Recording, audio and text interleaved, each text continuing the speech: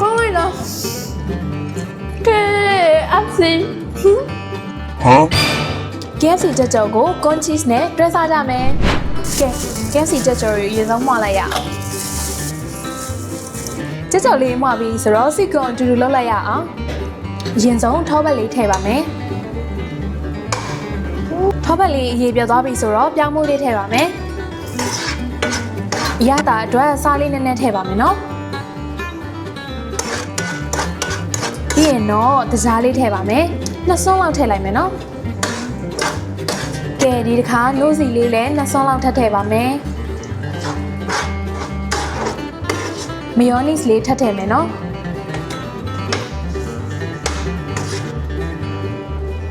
ခုနမှထားတဲ့ KFC ကြက်ကြော်လေးထည့်လိုက်တော့မယ်ကဲနောက်ဆုံးမိတ်အနေနဲ့ cheese လေးဖြူလိုက်တော့မယ်နော်ကဲ cheese လေးလည်းအရေးပြောသွားပြီဆိုတော့ဒီနေ့ရဲ့ special KFC ကြက်ကြော်နဲ့ sweet corn လေးကိုစားလို့ရပါပြီ။ဘာအစ်စိတ်ညာလဲ